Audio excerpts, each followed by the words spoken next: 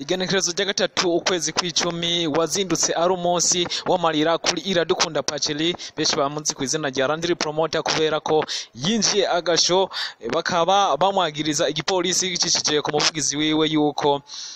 bakoresha bene boss wiwe impano n'ivyo mavise mu gucavuza abasani bagenzi babo kugira hagume havugwa ibikorwa vyabo ivyo navyo bakabikora mu kuvyola vie prive yabo basani bamwe n'abandi mu basani twagerageje kora ku mbuga zabo ngurukana bumenyi tugeza kubatohoreza amakuru atandukanye kuvyo bagiye bavuga kuri uno musore agenda avuga mu ba mbere tugiye kubwira harimo umwe mu ba journalist akora project zere nawe akaba ubundi akaba ari Idris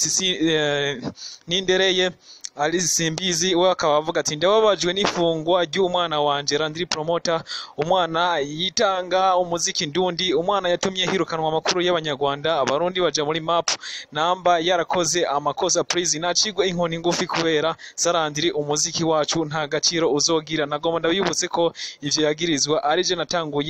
nabitanguje muri 2017 kuri Rema TV. Ano mugabo Idris nta numwe atabizi yuko kuri Rema TV nawe yaza aravumbura ariko nahatagirije ku rugero nkuru. Young Santana asanzwe akorera Radio RFM wewe avuga yuko atari vyiza yuko abona yuko abapaparazi kwisi bamyeho ahubwo akabona yuko abo mucira nawe inkoni ngufi kandi bakatigeza kumenya ibikorwa vyiwe akavuga ati c'est un moment précieux pour nous de conseiller sur les risques de son métier ati ahubwo twebwe nitwe tuba dukwiye kuba twomufasha ahubwo kugira ngo kubura uwo mwuga wiwe tukamwereka kungene yo kuvyo bikora. Big Farious we wavuga ati je ntabona nta kosa ndamubona ko kuko ivyo akora vyose abandi barabikora ikosa ujya mupeti afise abuze professionalism abaza utubazo tudakenewe ubona ko ata respect yashizemwo ahubwo miye hajani vumilia adabu umunsi yopima no mwikosorera. B-face wewe Obelix umwe mu yavumbuye imisi ibiri ndetse ubona yuko yanamvuye hamukubise wewe avuga yuko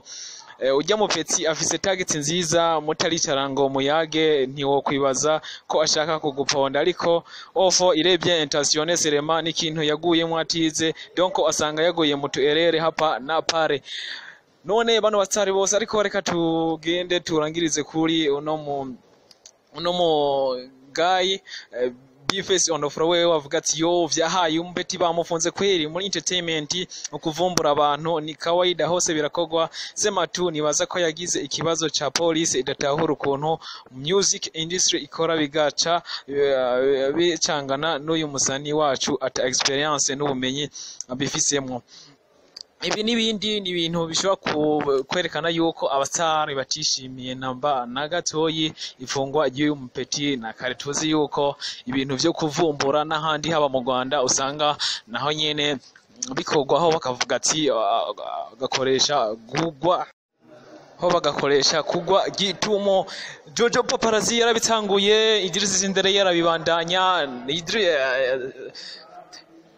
LANDRY nawe arabikomeza. Gira subscribe kuri channel ya YouTube yacu mugwe mu kuronka bishasha none bizoherera hereka gusa twifurize ko azofungwa.